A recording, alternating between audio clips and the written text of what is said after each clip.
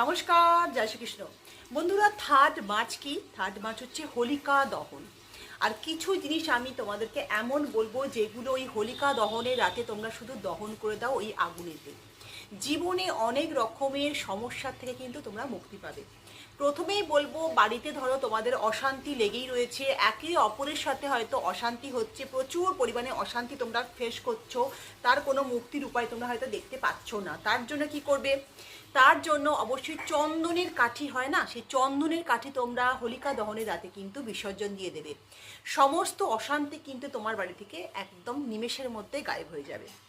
তারপরে কি করবে? ঘুঁটে নেবে, পরিষ্কার যে ঘুঁটে, সেই ঘুঁটে নেবে, সেই ঘুঁটে কিন্তু হোলিকা দহনের রাতে তোমরা ওই আগুনেতে দিয়ে দেবে। এতে কিন্তু তোমার বাড়িতে যে অশুভ শক্তি যদি থাকে সেটা তো দূর হয়ে যাবে, এবং অশুভ শক্তি কোনোভাবে প্রবেশ করতে পারবে না। ওই ঘুঁটের দ্বারা তোমার বাড়িতে অশুভ শক্তি কিন্তু জলের মতো পুড়ে ছাই হবে। তারপরে যেটা বলবো সেটা হচ্ছে পান পাতা, কর্পূর, লবঙ্গ, 3টে একত্রিত মিশিয়ে তোমরা ওই হোলিকা দহনের আগুনেতে কিন্তু দিয়ে দেবে। এতে তোমার বাড়ির অসুস্থ যদি কেউ থাকে, কোনো ব্যক্তি যদি তোমার বাড়ির কেউ অসুস্থ হয়ে থাকে, তার কিন্তু অসুস্থতা কেটে যাবে, সে কিন্তু রোগ নিরাময় হবে। তারপরে যেটা বলবো সেটা হচ্ছে অবশ্যই গমের ছড়া কিন্তু এই আগুনে দিতে ভুলো না। গমের ছড়া দিলে কি হয়? তোমার সংসারে ভাত, রুটি, আনাজের কিন্তু কোনোদিনও অভাব হবে না।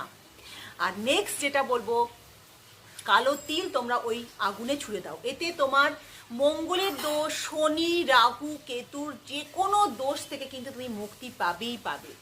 আর লাস্ট যেটা বলবো, জটাযুক্ত একটা নারকেল, অর্থাৎ শ্রীফলকে, অর্থাৎ শ্রীফল কোনটা? নারকেলকে শ্রীফল বলা হয়। সেই নারকেল, জটাযুক্ত একটি নারকেল, পরিষ্কার নারকেল ঘিয়ে চুবিয়ে ভালো করে সেই আগুনে ফেলে দাও, এই মনস্কামনা করে যে তোমার যে যে মনস্কামনা আছে সেই মনস্কামনাগুলো করবে, আর ওই আগুনে করবে।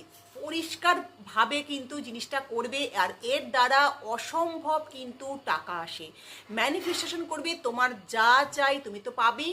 আর এটার দ্বারা তুমি ম্যানিফেস্টেশন নাও করলে, তুমি প্রচুর পরিমাণে এই উপায়টা করলে কিন্তু টাকার বন্যা বয়ে যাবে। তো এই জিনিসগুলো যেগুলো বললাম হোলিকা দহনের রাতে করতে কিন্তু তোমরা ভুলো না। আশা করি ভিডিও খুব ভালো লেগেছে। বেশি বেশি করে ফরওয়ার্ড শেয়ার করো, আর ভালো থেকো, সুস্থ থেকো, সাথে থেকো। নমস্কার।